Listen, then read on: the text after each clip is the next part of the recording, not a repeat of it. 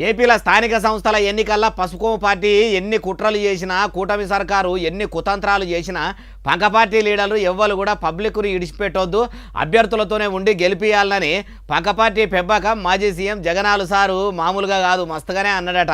ముచ్చటేందో అరుచుకుందాం పారి. ఈ స్థానిక సంస్థల్లో పోటీ అనేది క్యాండిడేట్ నిలబడిన తర్వాత అది విజయమైనా పరాజయమైనా కూడా ఆ ప్రతి క్యాండిడేట్ కు అనిపించాలి ఎమ్మెల్యే క్యాండిడేట్ నాకు తోడుగా ఉన్నాడు అని. ఇన్నరా మాజీ సీఎం జగనాలు సార్ ఏమంటుండో ఇంకా మస్తుగానే అన్నాడు. మొత్తం ముచ్చటి నుండి చంద్రబాబు నాయుడు గారు అనే వ్యక్తి ఎన్ని కుట్రలు చేసినా ఎంతగా ఇబ్బందులు పెట్టినా కూడా ఖచ్చితంగా స్థానిక సంస్థల ఎన్నికల్లో ప్రతి చోట వైఎస్ఆర్ కాంగ్రెస్ పార్టీ తరఫున జెండా ఎగిరేయాలి. అయ్యా జగనాలు సారు, ఏపీల పబ్లిక్ మీ పంక పార్టీని ఇప్పుడు గానేతట్టున్నారా? అప్పట్లో ఏలుబడి చేసినప్పుడు రాజన్న రాజ్యం తెస్తాడని ఆశపడ్డోళ్ళ నోట్లే పాసుపడ్డంత పని చేస్తిరి.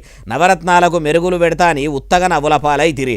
ఏపీని ఎక్కదీపమూలే ఎలగబెడతారని అనుకుంటే ఎందుకు కాకుండా చేస్తిరని మొన్నటి తేప పంక పార్టీని పక్కకు పెట్టి కూటమి సర్కారుకు పగ్గాలు అప్పజెప్పిరి పబ్లిక్. ఇప్పుడు వచ్చే స్థానిక సంస్థల ఎన్నికల్లో మీ పంక పార్టీని ఏం పట్టించుకుంటారు? పేరుకు ప్రెస్ మీట్లు పెట్టి పొద్దు గడిపే మీరు స్థానిక సంస్థల్లో గెలిపించుకొని ఏం చేస్తారు? చేతులు గాలినాక ఆకులు పట్టుకుంటే ఏమొస్తుంది? 5 ఏళ్ళు ఏలుబడి ఇచ్చినప్పుడే మంచిగా చేస్తే మీకింత తిప్పలు వచ్చేది కాదు కదా. ఇప్పుడు మీరు ఇట్లా గోసపడుతుంటే ఎట్లున్నదంటే కందిచేన్ల ఓడగొట్టుకొని అనపచేన్ల ఎంకులాడుకుంటున్నట్టే ఉన్నదంటూరు ఈ ముచ్చటిన్నోళ్ళు.